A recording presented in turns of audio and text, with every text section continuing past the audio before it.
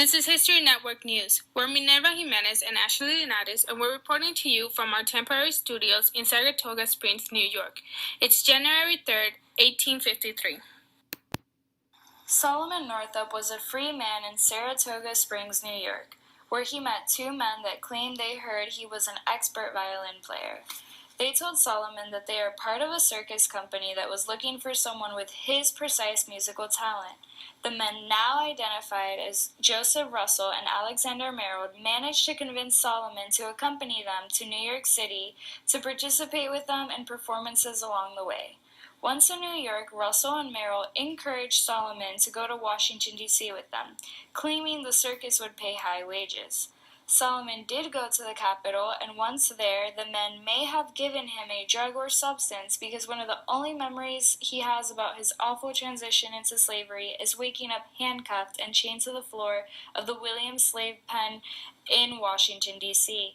At the pen, Solomon tried to tell the slave dealer, James H. Birch, that he is a free man, and in response, Birch whipped him and told Solomon that he would kill him if he told anyone else that he was a free man. They changed his name into Platt Hamilton. Solomon had been a slave for Edwin Epps for years. Earlier this year, Samuel Bass began doing carpentry work for Edwin Epps, and Solomon had to assist him with labor.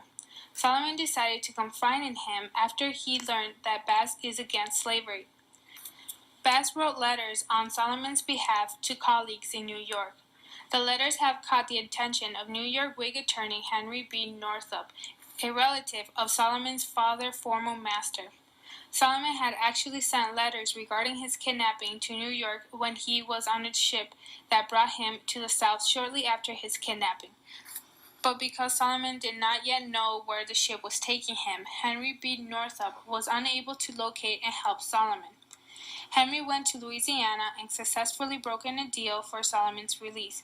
He has finally returned home to New York and is now sharing his story and doing interviews for local press.